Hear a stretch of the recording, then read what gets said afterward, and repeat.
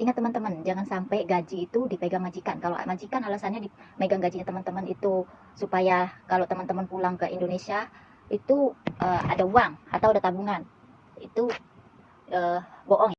Karena nyatanya banyak bukti, nggak semua majikan bohong juga sih, ada juga majikan yang betul, tapi kebanyakan nih majikan yang curang.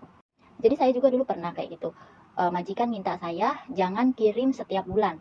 Dia maunya uang disimpan sama dia semua setiap gajian. Terus kalau udah pulang ke Indonesia, dia bilang kontrak 2 tahun, barulah duitnya semua dikasihin ke saya, dia bilang kayak gitu.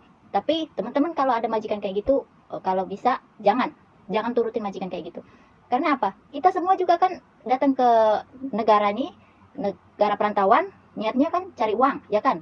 Banyak juga di antara teman-teman nih memang dasarnya cari uang tuh buat bayar utang, ya kan? Rata-rata kan gitu. Lah tapi kalau misalkan gaji ditahan, bagaimana mau bayar utang? Yang ada rumah sama tanah kena lelang, betul nggak?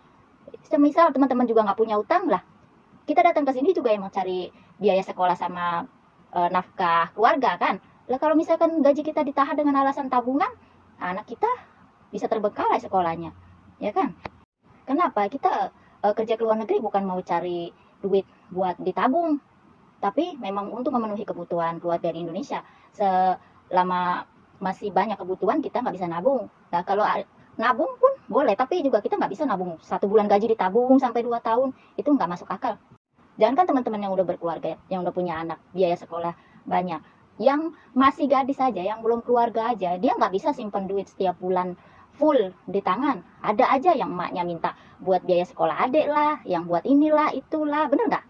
Jadi terangin sama majikan kalau misalkan majikan mau nahan gaji teman-teman dengan alasan tabungan masa depan atau setelah lulus finish kontrak kerja, itu jangan mau lah. Kalau majikan punya niat bagus kayak gitu, mendingan tantangin aja teman-teman untuk buat bank sendiri. Karena apa? Banyak lah kasus-kasus teman-teman yang gajinya udah ditahan sama majikan, itu susah. Mau mintanya itu banyak alasan. Meskipun kita bilang keadaan di Indonesia itu sekarat, susah dengan alasan belum 2 tahun, nanti pulang takut nggak ada uang. Terus juga padahal majikan itu nggak bikinin permit, parahnya lagi ya. Yang kerja itu semisal kita nih kosong kerja sama dia bertahun-tahun, dia nggak bikinin permit dan gaji juga ditahan, itu bahaya lagi tuh buat orang kosong. Karena apa? Itu mengikat orang kosong biar nggak bisa berhenti dari majikan itu. Udah banyak dah. Jadi meskipun digaji kecil juga, karena udah terlanjur duit masuk di tangan majikan, udah dipegang sama majikan, dia nggak bisa apa-apa. Majikan cuma bilang tunggu dulu setahun lagi baru uang kamu keluar. Jadi mau nggak mau dia tambah lagi setahun, tambah lagi setahun. Ujung-ujungnya apa? Sampai 5 tahun dan akhirnya dia nggak tahan, kabur. Barulah buat aduan. Giliran udah buat aduan, dipanggil lah majikannya. Dan lucunya lagi majikan bilang dia sanggup mau bayar gajinya dengan syarat tunggu dulu. Dia mau jual mobil dulu baru mau bayar, baru bisa bayar gaji. Kan itu majikan kere namanya. Nah, kalau kiranya nggak sanggup bayar pekerja ya nggak usah ambil pekerja lah, namanya juga itu resiko hidup kan. Namanya bersih-bersih rumah, masak, ngurus anak, itu memang resiko rumah tangga. Kalau kiranya nggak ada uang ya seharusnya majikan nggak usah lah ambil-ambil pekerja. Jadi di video kali ini saya cuma mau ngingetin sama teman-teman kalau misalkan teman-teman nih udah terlanjur duitnya nih udah terlanjur ada di majikan, cepet-cepet lah minta sama majikan, minta buatkan bank dan duitnya masukin ke bank itu.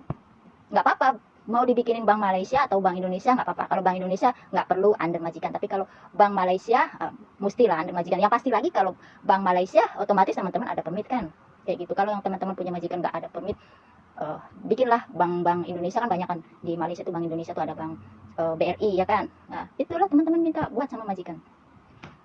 Jadi jangan mentang-mentang kata majikan kamu di sini nggak ada bank, duit nggak boleh dipegang kamu secara cash dengan alasan takut hilang lah, takut habis lah, takut inilah, takut itulah. Tahu nggak teman-teman? Kita nih kalau kerja dan nerima gaji, itu rasanya pegel-pegel hilang, bener nggak? Stres hilang. Tapi kalau kita kerja aja nggak tahu rupanya gaji kita tuh kayak apa.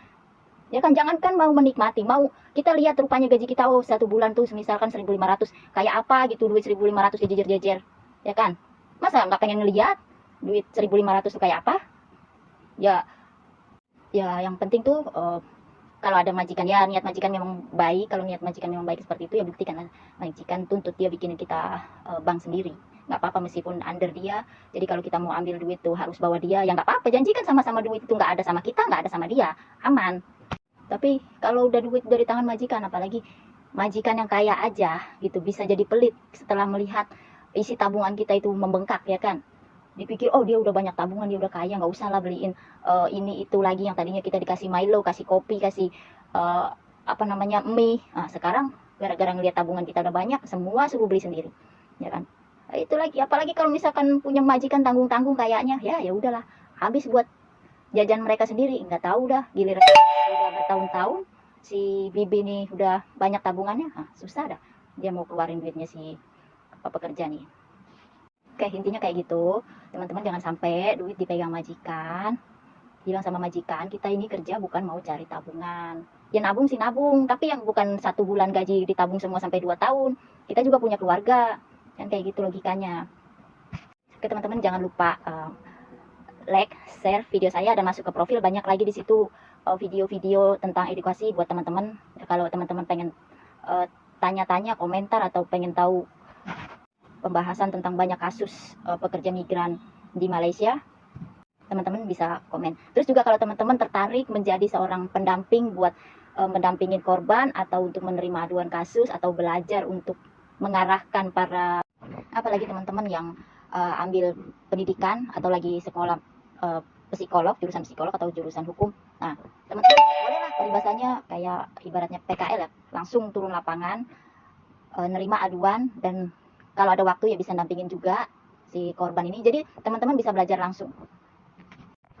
Oke, sekian video saya. Jangan lupa like, jangan lupa share, terus juga jangan lupa masuk ke profil, dan di situ teman-teman bisa lihat video-video lainnya.